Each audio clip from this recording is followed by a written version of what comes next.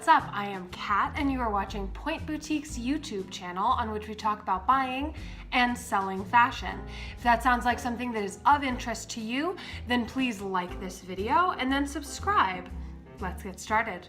So today we're talking about Poshmark again, and I am back with 5 more tips to avoid scams and scammers on Poshmark. My first tip is to never pay someone outside of Poshmark's platform. There will be some people, it's pretty rare in my experience, but I have heard of it happening, where a seller will want you to send them money through PayPal or through Venmo or something like that instead of using Poshmark's system. You're no longer shopping on Poshmark the moment that you leave Poshmark and start sending money in a different way.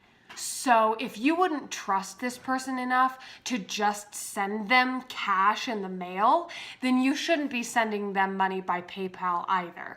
Yes, there are some protections available, but it may not come through for you. It may be really difficult to prove that what went wrong actually went wrong, and it could take up a lot of your time. If you discover that a seller has their item listed on a platform besides Poshmark and you decide to buy it there, then that's totally up to you and you should do whatever you feel most comfortable with. What I'm referring to here are sellers that want you to go completely outside of the bounds of Poshmark, though they're still using Poshmark as the way to show you pictures, give you a description, and communicate with you.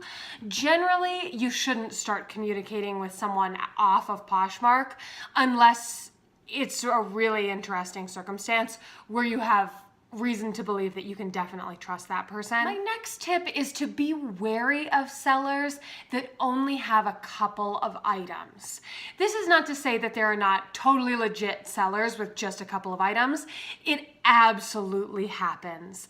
But sometimes there's a bit of a vibe that you get that suggests maybe they don't really have those items, or maybe those items aren't exactly what they say they are. If you get a feeling like that at all, trust your gut. In my experience, a lot of people on Poshmark that are more likely to be running a scam are the ones that have very few listings. Part of the reason for this is that sometimes they've been caught running a scam and Poshmark deletes their profile. So therefore they go on and they create a new profile. So they don't really have time to amass that many followers or list that many things. So if it seems like they're brand new to the platform, just use your best judgment about whether it's an individual that really has these items that just happens to be new to the platform, or if it seems a bit more unique than that. Generally, people on the platform have sold something. And you can actually see how long they've been on the platform. If they have 5 items for sale and they've been on the platform for 7 months, they probably just aren't doing a great job of selling things yet, and there's nothing scammy about that. However, if they've only been on the platform for a couple of weeks, they only have a couple things listed for sale, and maybe you see a couple other red flags, you want to be particularly careful about that seller. My next tip, and this one may seem like common knowledge, but just in case, I want it to be on your radar. Don't buy something if the person has no pictures of it. I would even extend that to say that I would not personally buy something that is a used item that the seller has only provided me with the stock photo. So if I am looking to buy a Tory Burch tank top and they only provide me with the photo from the Tory Burch website, I don't really see what the current condition of this item is. If they say that it's new with tags, I might give them a pass on that, and that again is up to your best judgment. But if it's something that they say that they've worn a couple times, the tags have definitely been removed, it's not in brand new with tags condition, then you should want to see a picture of the item as it is today. You can always comment and ask the seller to post a photo, or ask them if they do say that photos are coming soon, photos are pending. Ask them when they are coming. Keep reminding them. If you're really interested in the item, they will want you to buy it. And if they really have it, they'll hustle to get those photos up. My next tip is to beware of listings that are listed under the wrong brand. This is the thing that I have seen most often on Poshmark, at least recently, that falls into the scammy category. And there are some that are absolute scams that I have seen where sellers are clearly selling knockoffs. They keep getting their profile deactivated. They create a new profile. They keep selling those same knockoffs. And the thing that I've noticed about all of them is that they sell the items under the wrong brand. And I think that this probably helps them evade detection for longer. But it's an odd thing to do. I think that the tactic that they use is they list the items under the wrong brand, but a brand that they think their customer would also shop. If you're browsing through designer or luxury stuff on Poshmark, and then you come across an item that is from another brand, and it's clearly from that other brand. They describe it as being from the other brand. It seems to have tags attached from another brand, but it's listed under this one that you're looking at now. Do not buy that.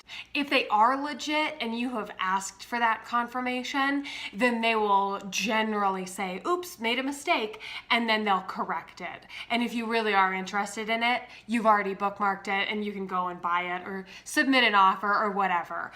But generally, if it is of the scammy variety, you probably don't even want to interact with them at all. You may want to report it to Poshmark and let them know that something's up with this, that it's a mistagged brand, that you think it might be a replica, etc. Just avoid that stuff, and when you find it, report it. And that leads into my final tip today, which is if you're going to buy designer stuff on Poshmark, you should do your research. And this is partially because of that last scammy activity that I mentioned, that you want to know if you're looking at something that could be a replica or a knockoff. That way you can end up with the item that you really think that you are getting.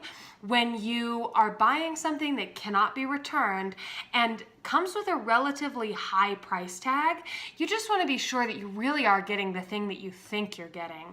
So the more familiar you can be with what the brand tends to look like, the less likely you are to fall for a scam with knockoffs and that kind of thing. Another good thing to look at is just the past designers' collections. So you can go on Pinterest, you can Google this, you can even go on their website to see what they're currently selling now. If the item that you're looking to buy on Poshmark seems vastly different from the items that they've always sold, then that might be a bit of a red flag and you might want to do a little bit more digging. Generally, people selling things from their closets are totally on the up and up. They bought it either from the store, from a resale site themselves, or from wherever, from a consignment shop, something like that. And they aren't trying to scam you in any way.